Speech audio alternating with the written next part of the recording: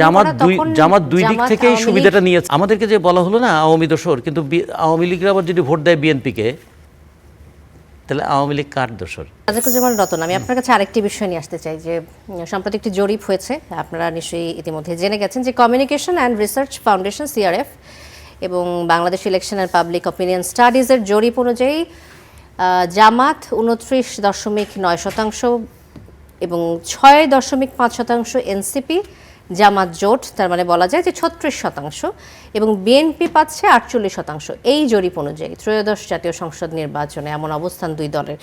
তো কিছু মহল বামপন্থীদের আওয়ামী দোসর ট্যাগ দেয়। তো 5 আগস্টের পর এর মাত্রা অনেকখানি বেড়ে গেছে বলা যায়।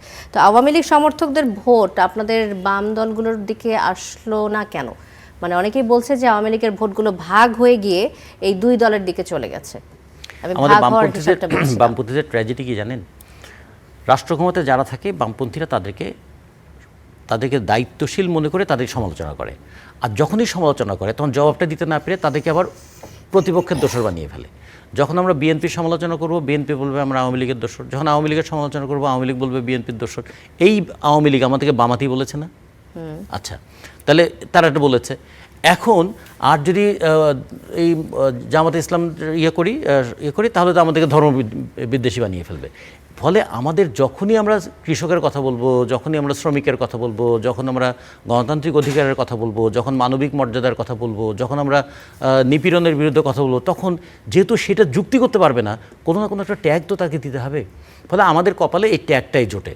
ফলে এই ট্যাগটা এখন জুটছে। এবার দেখুন, আমাদেরকে যে বলা হলো না আওয়ামী দোসর, কিন্তু আওয়ামী লীগরা আবার যদি ভোট দেয় বিএনপিকে, তাহলে আওয়ামী লীগ কার দোসর?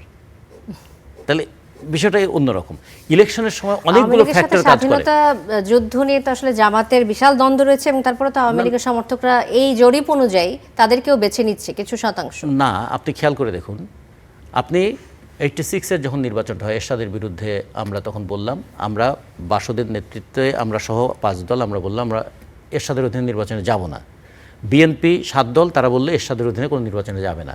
সেই সময় আওয়ামী লীগ নির্বাচনে গিয়েছিল এবং জামাত নির্বাচনে গিয়েছিল। ইতিহাসটা মনে রাখতে হবে। এবং তারা সেই সময় এরশাদকে বৈধতা দেওয়ার ক্ষেত্রে সেই নির্বাচনটা 86-এর নির্বাচন গুরুত্বপূর্ণ ভূমিকা পালন করেছিল।